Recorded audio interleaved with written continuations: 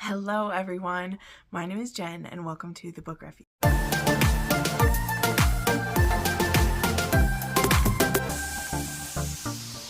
All right, hi everybody. So we're back on the couch today. My back is feeling a lot better, but I did just film my monthly wrap up, which is going up tomorrow, or no, on Tuesday. And my back is like, nope, get back on the couch. So here we are, and we're going to talk about the last books that I read in February, which works out nice. I always like when the end of the month ends up at the end of the week. It makes my life a lot easier. And we have 8 books to talk about. Now, a couple of these I did just go in really great detail in my monthly wrap up, which is almost an hour long. So a couple of these I am going to shorten how much I talk about them just a little bit, because you can watch my monthly wrap up on Tuesday and I go into 10 to 15 minute gushes about some of these. So I just gotta ease up on myself just a little bit. But there were some great ones mixed in here and I'm very excited to talk about them with you all. But yeah, let's talk about, are we on week 8? The last week of February, and I had 2 new favorites in this week, which they're not 6-star reads. I had 2 of my favorites of the month were in this week, which is why I would have just talked about, I don't know what my brain's thinking, you guys. I'm sorry. Okay, so thank you so much for being here. Realmathon has started, so I'm also very happy to wrap up the month, wrap up the week. I'm going to do some reading sprints with the gals today. I can't wait to do that. And yeah, it's going to be a really great day. So let's go ahead and dive in. Enough rambling here. First off, we got to start with a reread that I did, which we don't have to talk about too much because I have a whole live show. Well, I was still in extreme pain, talking with Amber, and we talked about Written in My Own Heart's Blood, which is book 8 in the Outlander series. This was a very interesting thing to read or reread. I did listen to the audio this time around, which is great. Love the audios for this series. But there is a lot of the show that they got in here, right? If you've watched my Outlander recaps, you'll know they did a really good job being book accurate for the most part. I mean, of course, it's never going to be perfect. And they did try to throw in a really weird twist at the end of the show of season 7. But this was just really well done. And spending time with the Frasers and our expanding cast of characters, I love it so much. And I know that this series, if you're still reading into the series and you think it's a slog, why? Because I completely understand, is my point. If you have read through to 8 books and you're still waiting for it to be the best series ever, I think you've missed the boat. And there's nothing wrong with that, okay? I fully am aware that there's a lot of rambling that happens. There's also a lot of good stuff. And this one is actually pretty fast paced. I think I wrote it down. This whole book in this one takes place in a year's time. And a lot of that year's time takes place in the last little bit of it, right? Where some of these books take place over 2, 3, 4 years, right? And this one has a very condensed timeline. We have both Roger and Bree and what's happening with them in the 1980s and eventually the 1730s. And then we have the Revolutionary War, which Jamie and Claire are getting sucked up in, as well as trying to get their family back to the Ridge and get things going there again. And there's just a lot. But I love this series. I loved talking about it with my friends. It was so great. And we only have 1 book left. Currently, we only have Go Tell the Bees I'm Gone, which I haven't posted on my Instagram yet, but we will be doing book club for this one at the end of April. I think I have it at April 26th. I don't know. Here's the post I'll put up. But that will be for Go Tell the Bees I'm Gone, and we will have gotten through all 9 books in 16 months. So not too shabby, a little more than 1 a month, or 1 every 2 months. So fantastic. Next up, I had an ALC. I had a lot of ALCs this month, by the way, this week, which was great. I had Shattered Innocence by Sarah Kate. There's a lot of confusion about this book. So this was a part of one of those Kickstarters that Katie Robert, I believe this is the 3rd or 4th one that she's done, where there were these duo books. So there was 3 books that each have 2 books in them, and they're a flippy floppy version of it. And Sarah Kate's is included in one with oh crap, is she with Jenny Nordbeck? I have it written. No, I don't have it written. I think it was with Jenny Nordbeck that this one was with, but I am on Sarah Kate's ARC and ALC team. I have been for a while now. I'm very happy to be on it. It makes me very happy.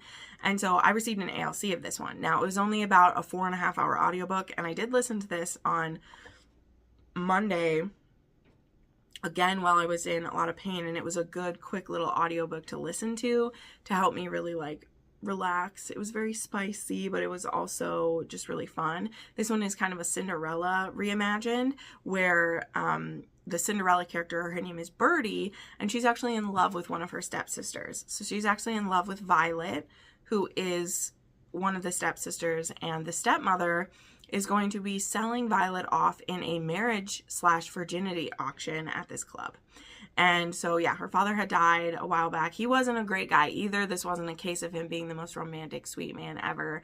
He really turned into a monster after Birdie's mom died, and then he married, you know, Violet's mom and did horrible things to her, but now she's also a horrible person. It's a whole thing going on. And so to get her out of this place, she has agreed to this forced marriage situation. Truly, that's what it is. And Violet has a plan to help this be their escape. So she actually goes to see her ex-boyfriend, whose name is Alaric, who is much older than both of them, but she used to see him, honestly, before she got serious about Birdie, before they became in a relationship together, a hidden relationship.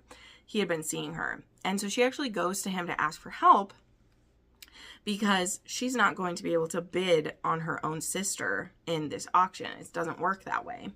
And so she convinces Alaric to bid on Birdie. I won't go into all the details how we do that because it is a pretty short book. But also very quickly, once we learn that once he you know, because spoiler alert, he will purchase Birdie. But what makes this like totally twist is that, number one, he becomes very protective of Birdie. And so he understands a bit, you know, why Violet was so serious about her stepsister. He figures that out pretty quickly. But the auction isn't complete, even though he's paying for her, until they consummate the marriage, and they must do it in front of everyone. Because this is a twisted sex club, right? Like it's a twisty hidden society sex club thing. So not only is her virginity and like marriage to her being auctioned off, so is the virginity, and people get to watch it happen.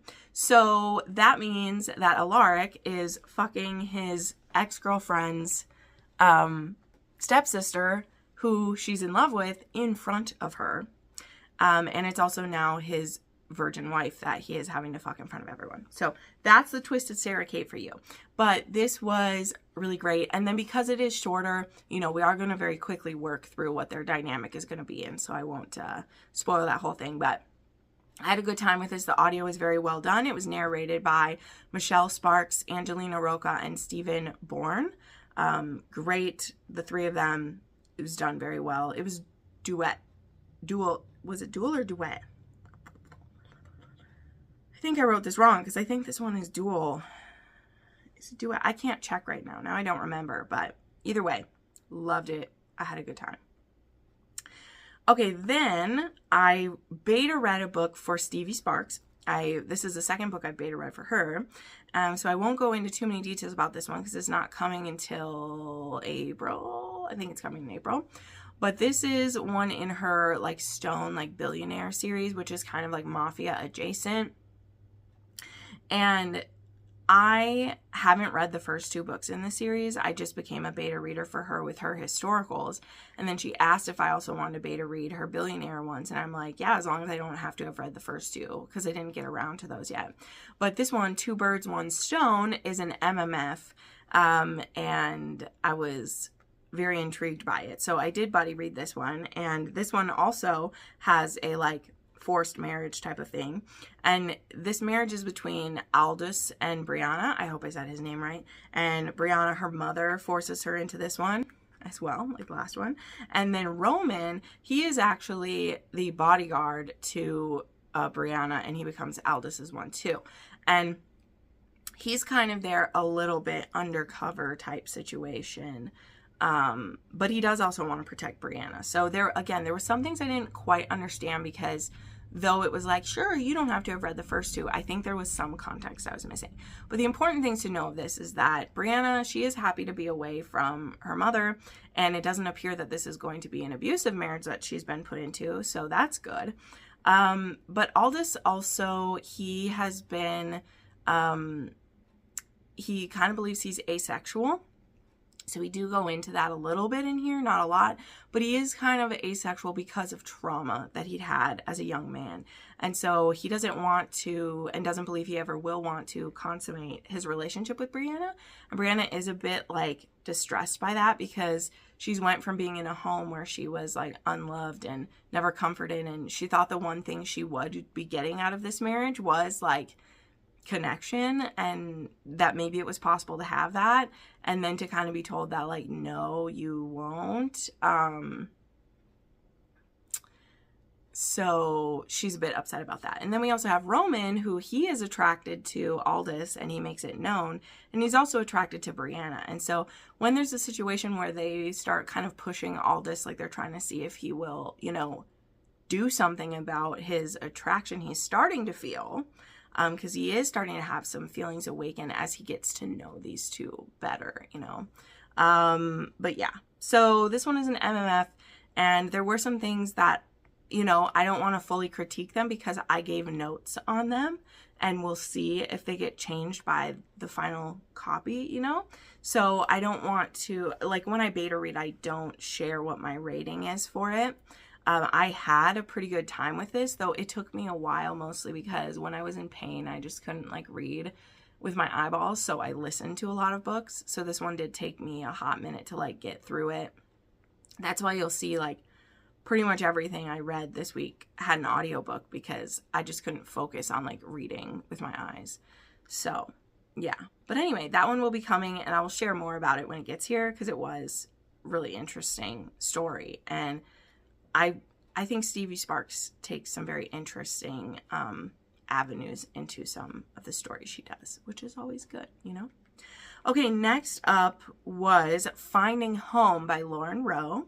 This was an ALC that was in duet narration, and it had a little bit of drums in the background, because this is about a drummer here. So this is a standalone, though, and it's the first Lauren Rowe I've actually ever read, which I know I can't believe it myself, because I have had Lauren Rowe books on my TBR for ages. Way back when, Bree from In Love and Words, who I miss very dearly. I wish she was still making content so much. I love her.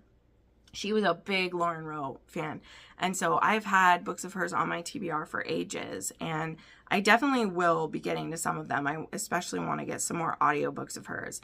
But this one was duet narrated by Sean Masters and Andy Arndt, a pairing that I adore. I love Sean Masters and Andy Arndt together. And, oh, there is a little girl in here who is so precious. I love her so much. But this one is a bit of a complex story. So our hero, Caleb, or C-Bomb as it were, is a drummer for this band, which again, I haven't read other books by her, but it's very clear to me that there are books about other couples in this, and that Caleb was possibly the one who had some unresolved issues in a previous book. I've also seen that in some of the reviews, that I'm probably right about that. Because at the beginning of this story, we have C-Bomb, who is in a rehab facility. He's been forced into court-ordered rehab at the price of he could end up like in jail, if not, because he destroyed a hotel room the night that his mom died. He went psycho. His mom had cancer and passed away, and like he knew it was happening, but he kind of lost it, and he was doing drugs and things like that. And so this is his like breaking point, because also could he like end up in jail for the, if he doesn't do this, if he doesn't get help, then the insurance company will not insure the tour that he and his band are supposed to go on next. So it wouldn't just be him who's being fucked over, it would be his whole band. So he is in this facility. He gets reached out to by his lawyer that he knows he has a child, but the baby mama of the child has died. And at first he hears this, and he's in a very like self-hating kind of place. So he's like, well, I have nothing to do with this child. Like, I don't want, you know, he's really thinking like, I don't want to fuck this kid up. Like, doesn't she have someone other than me?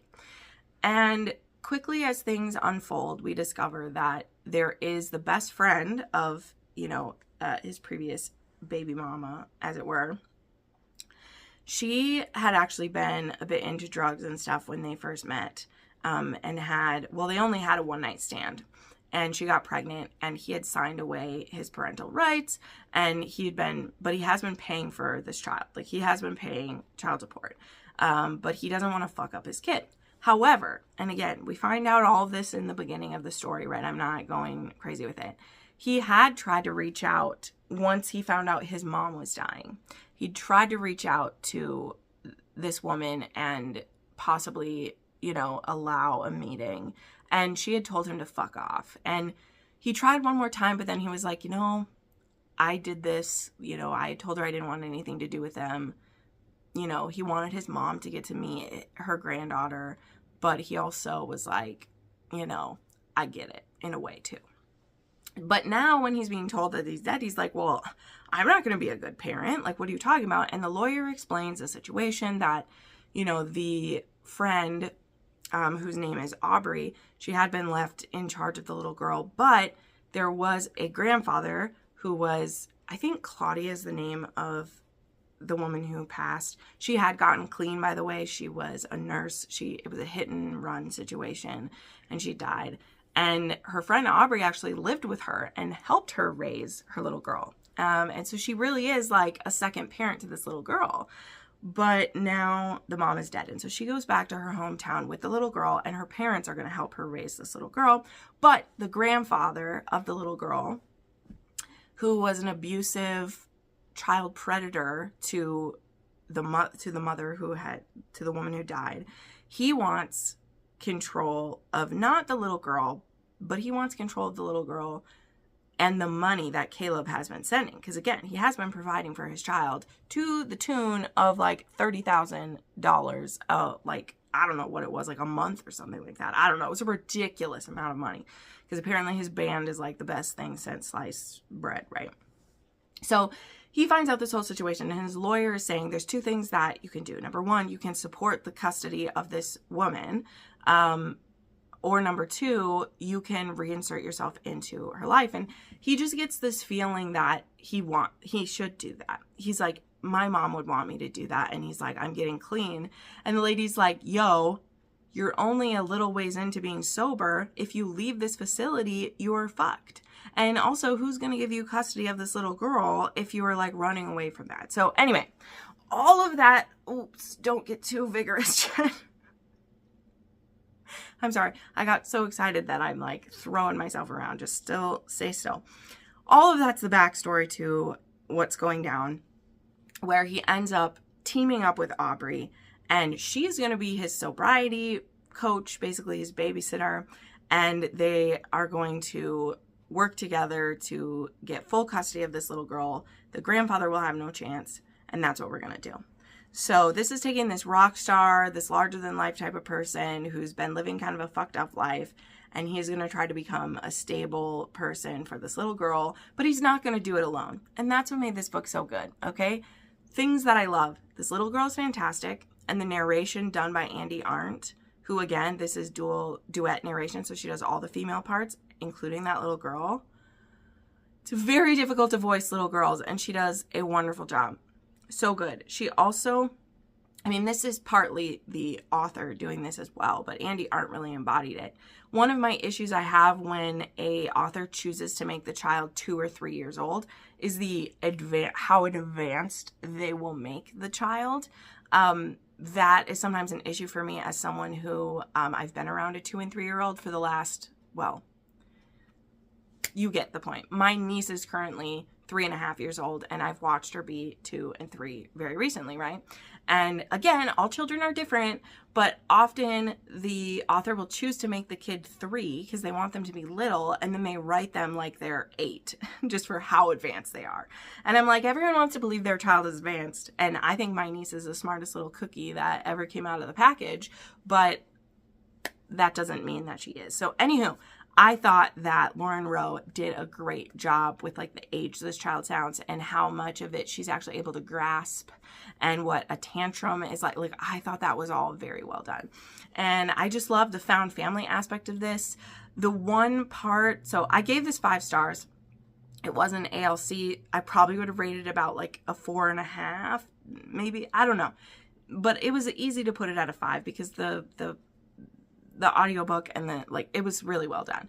But I would say that there's a lot of insta lust from Caleb's point of view, and Aubrey is also very attracted to him. They do a good job holding off on it for the little girl, but I do think that it's a little overplayed. It's not like he does a ton of like dick adjustment, like there's not a ton of that, but it is like, dude, you are fucked right now. Like, you need to hone in on what's really important.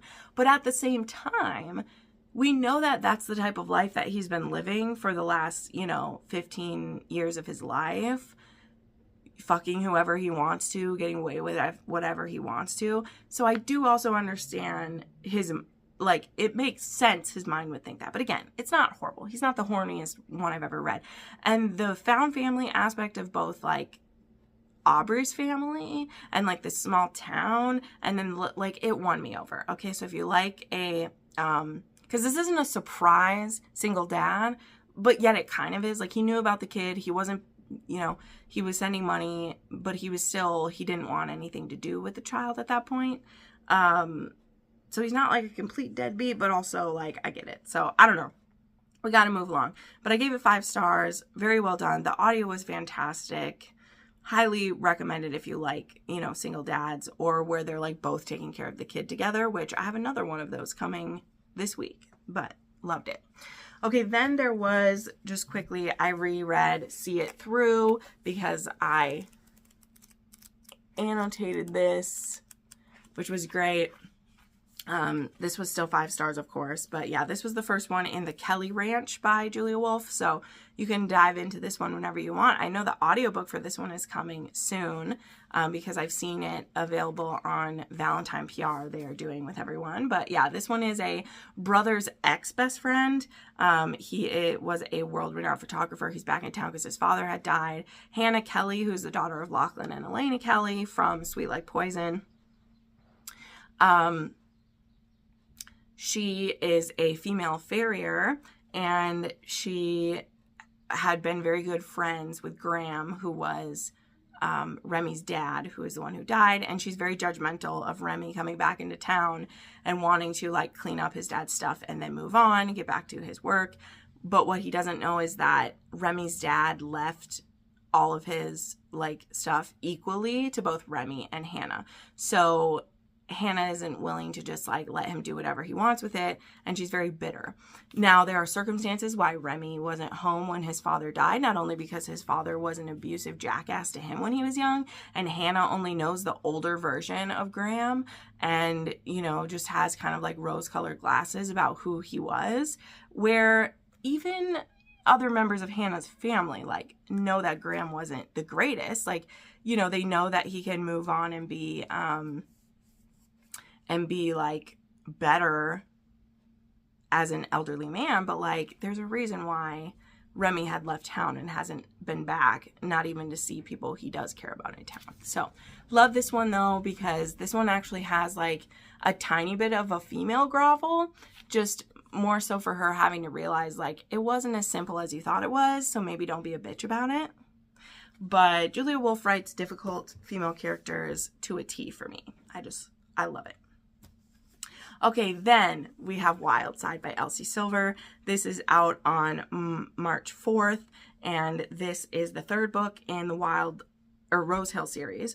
And this is the one that, as I said, I have a monthly wrap-up coming up, and I gush about this one a lot in that one. And also, since this isn't out yet, I don't really want to spoil anything.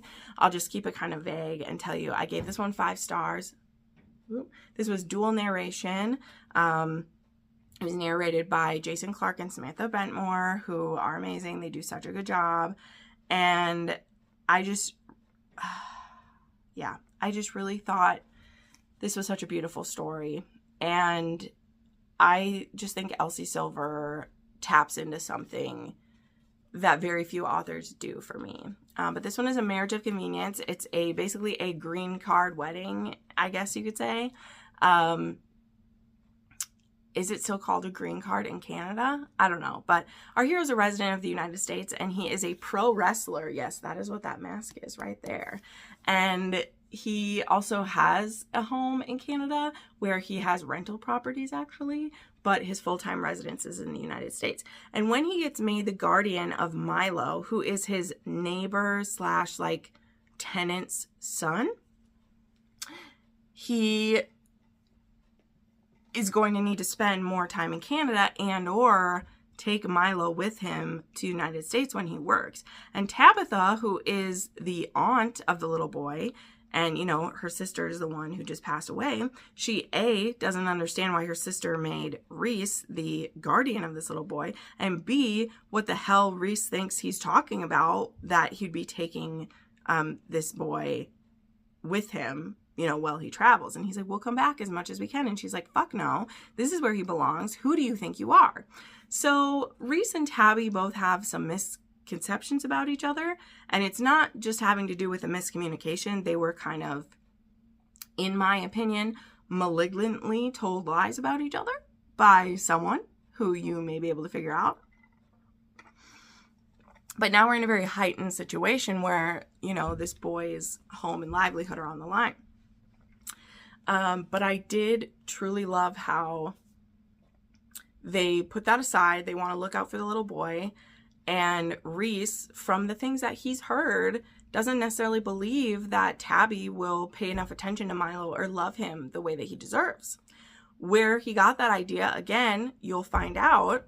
But I loved how much he was willing to step up for this little boy. Now, a lot of that comes from where he grew up and the tough upbringing that he had, and him, you know, believing that this little boy needs someone on his side who will push back and make his attention number one, or like this little boy number one.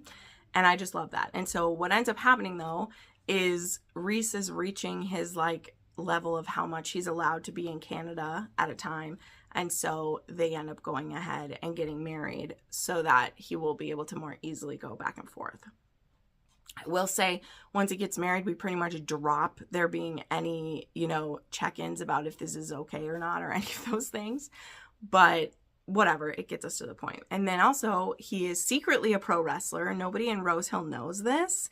And I love how that played out within this story. So I won't say any more about it. It's a slow burn. It was very well done. There was 2 tiny little things that made this one not a 6-star. I do think Wild Eyes... Book 2 is still my favorite, but I did give this 5 stars, and it's not like I have any like real, you know, bad things. There's just 2 little things, and you know, when I'm looking for a 6-star book, I can nitpick a little bit. I think that Milo isn't in this book enough when I compare it to, because this whole series is single dads, okay? And both Cora in book 1, who she is like a teenager, she is a teenager in that one. And then in book 2, West has 2 kids who they have a mom. And so when they're gone for portions of the book, it's because they're with the mom. Milo is 100% being taken care of by Tabitha and Reese. And he's always like either with Tabby's parents or he's sleeping or gone. Like there's not enough for me interactions with both like Reese and Milo one-on-one. And then the 3 of them like together. I wanted a couple more, okay?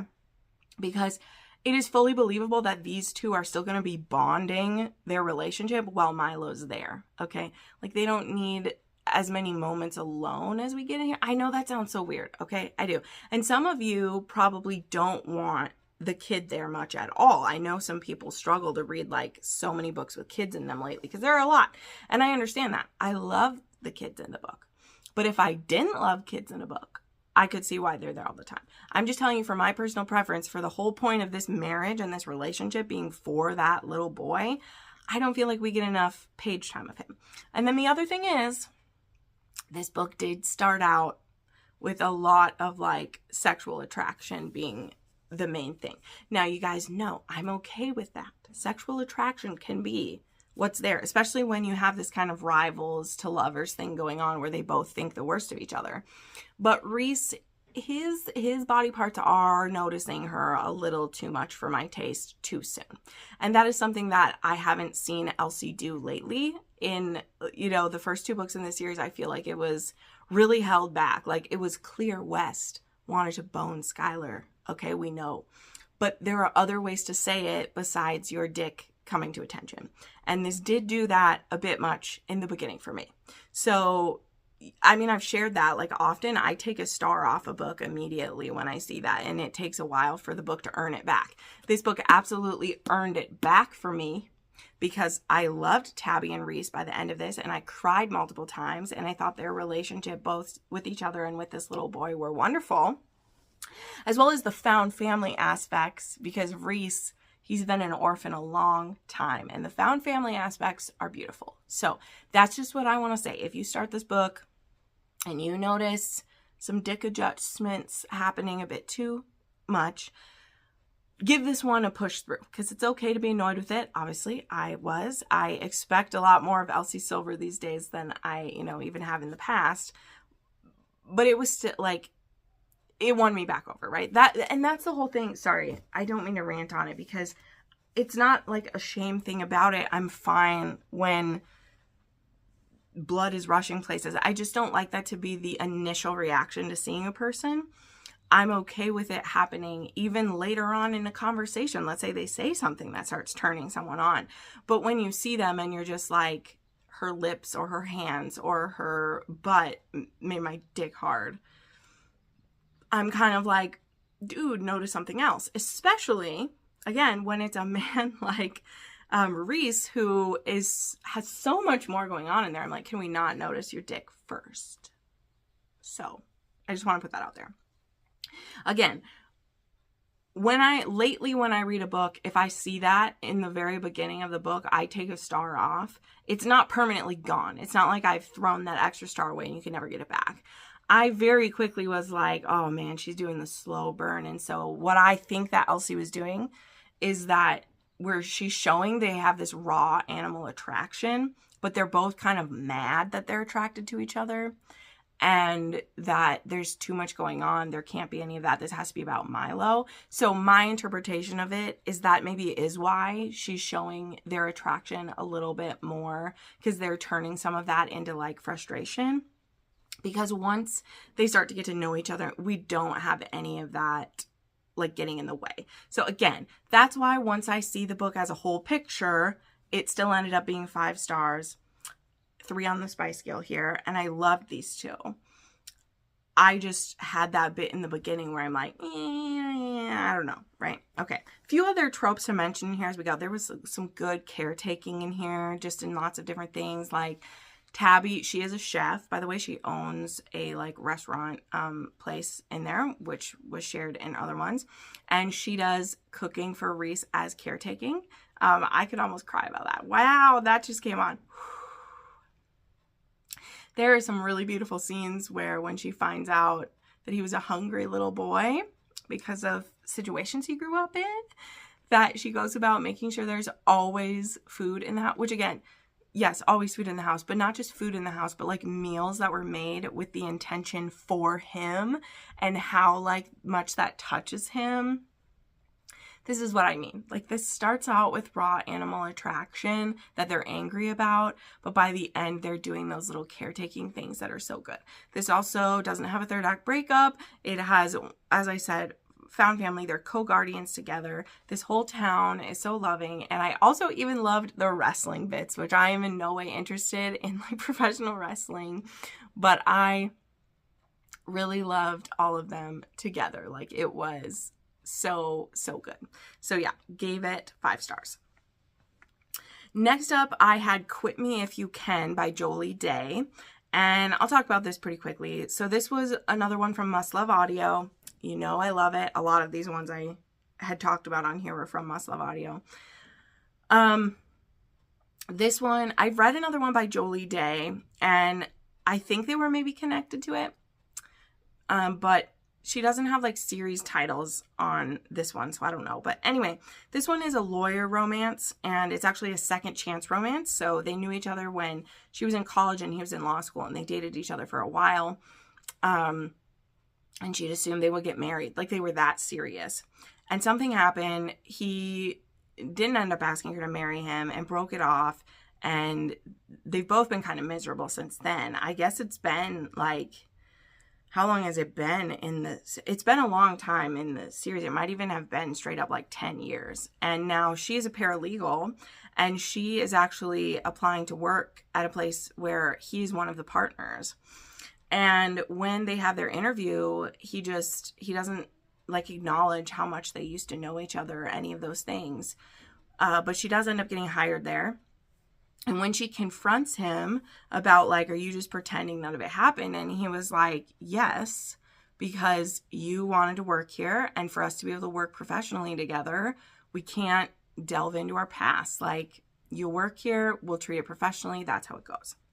Now, that doesn't last too long because she has a very ridiculous friend, sorry, maybe I'm coming through here, who keeps daring her to do these different little challenges to help her lighten up a bit. And these are all things that are extremely inappropriate, okay? And I'm not even saying that to be a like they're supposed to be funny, because these inappropriate things like end up being reasons for there to be sexual tension between, what are their names? There's Kennedy is the heroine and Cade is the hero. But it is, of course, the prerogative of the story for these embarrassing sexual things to only happen in front of Cade, who is, of course, appreciative of these sexual things. I couldn't get past the ick of, like, there are a lot of other people who work here. What if someone else had come in on you taking your panties off and leaving them on your boss's desk? Which, by the way, she doesn't even mean to leave on his desk. She means to leave it on another man's desk as, like, a joke because her friend told her to. And other, like, sexual things that happen that her friend's daring her to do. And I'm sorry, the reasoning for her to, like, get outside her shell or whatever the fuck, I'm like, this does not make her look like a professional woman who deserves to have a job at this place. Like, it was just wild. And then once we find out, like, why their relationship was spoiled back when, I don't know how I felt about that. Like, truly, I didn't like what their reasoning was for that happening, and that, like, I don't know, I just wasn't a fan of it. And so this one was a must-love audio, so I'm supposed to turn in, like, a review for it. I am going to hold my review on Goodreads for it, but I'll tell you guys, I'm giving this one 3 stars. It was a 2.5 on the spice scale. I don't think that the content was handled well. I don't think this book knew whether it was trying to be an angsty second chance or a rom-com. Like, it says it's supposed to be a rom-com, and I'm not being a prude about it. The types of sexual jokes that her friend was asking her to do, like, I don't know.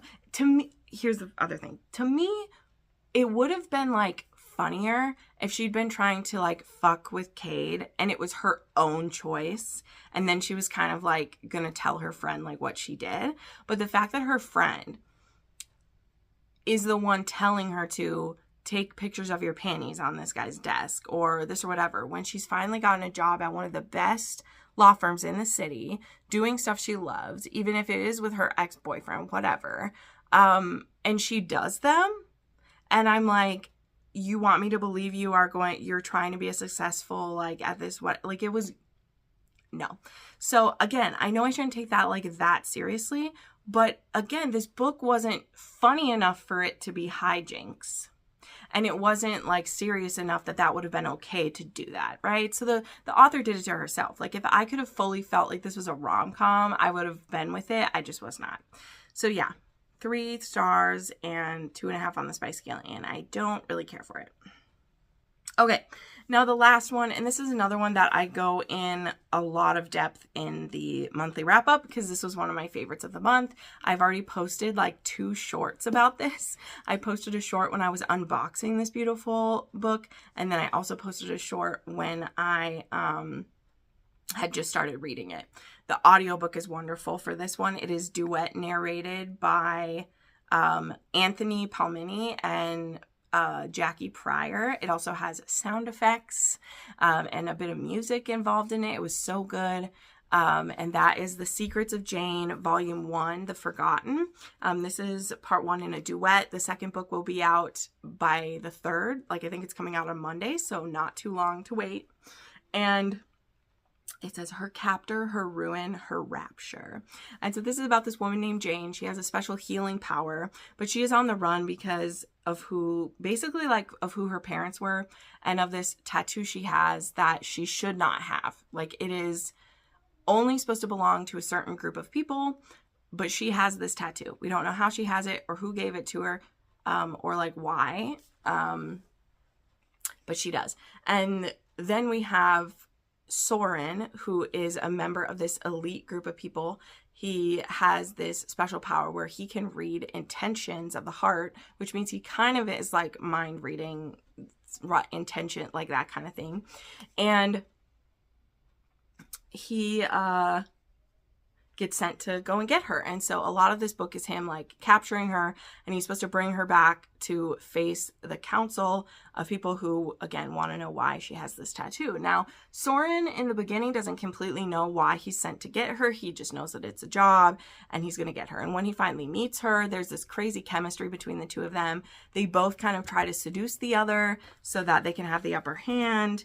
But they end up by, a good portion into this book deciding they'll like team up together. So she kind of becomes his willing captive at that point, but they're now like working together. So I don't want to say too much more. I know that's not a ton to say, but there was so much in this and I was so gripped by this story. I don't want to just spill all the guts of it, And Charlotte Mallory, I'd never heard of her before. She does have another series from her that I will definitely be looking up.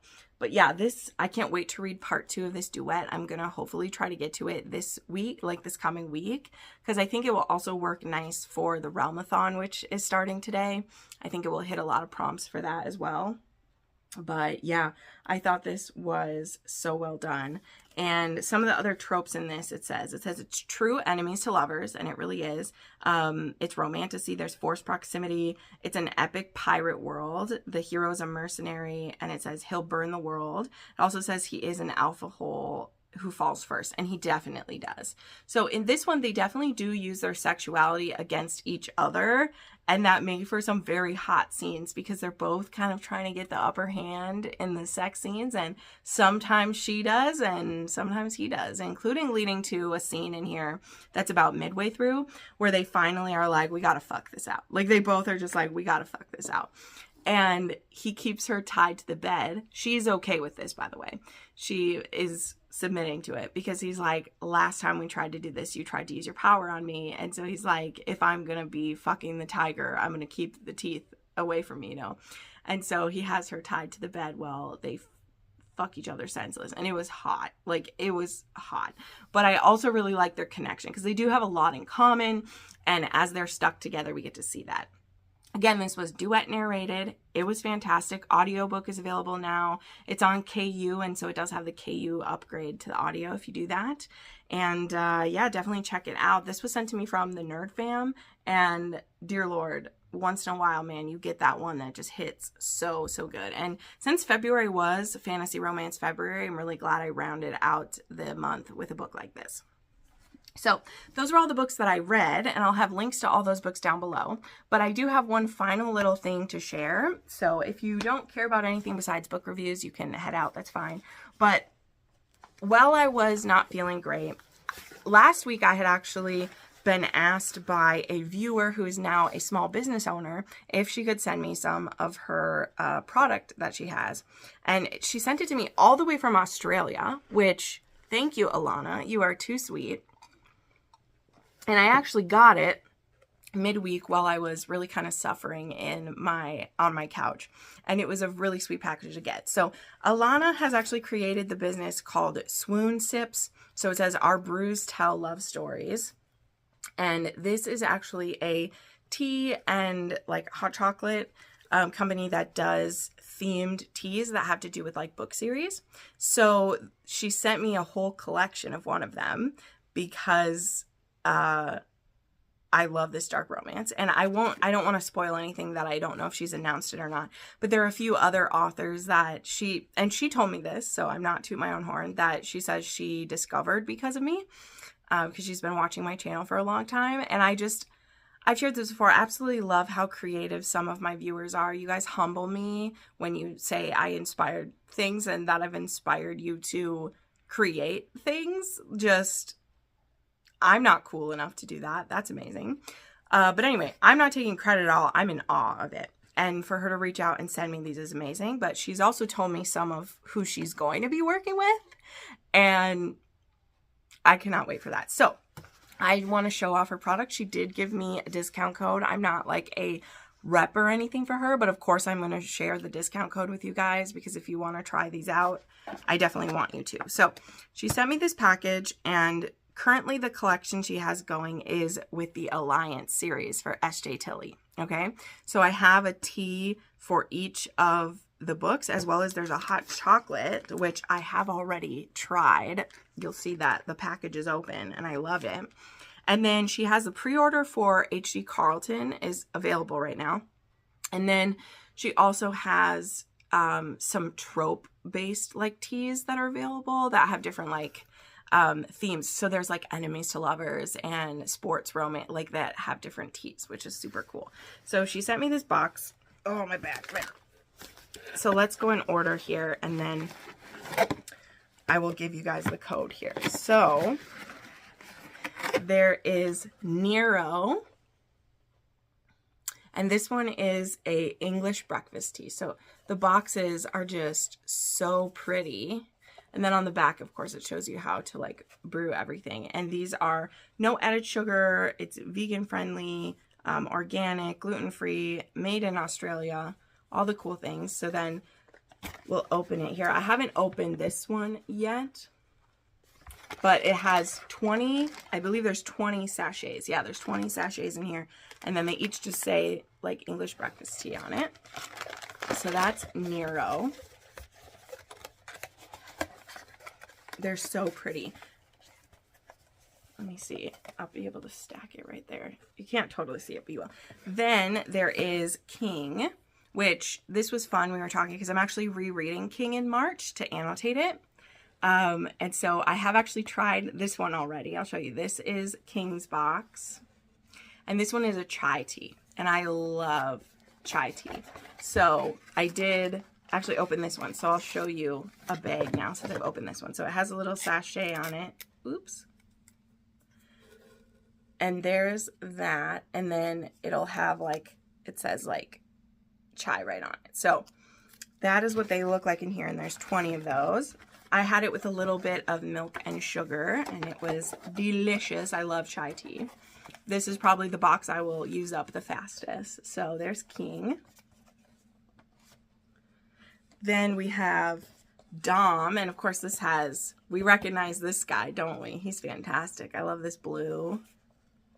This one is green sencha tea, which I have never tried that before. Smells good though.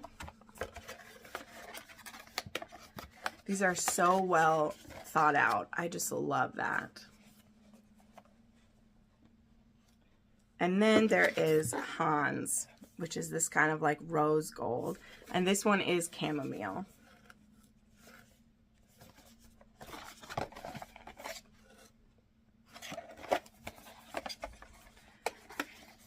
So that is that set. Then, and this is available for purchase too. You don't, she did a hot chocolate that's just called the Alliance. So like I said, I did open this one already.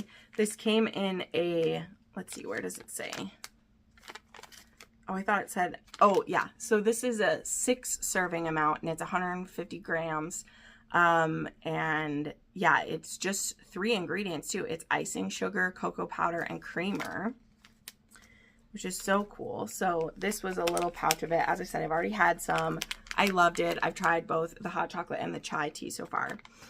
So that came in the box. And then there also was a little sample of a black tea that came in just 1 sachet here. So this was my box that came all the way from Australia for Swoon Sips. And as I said, I will have a link to her down below.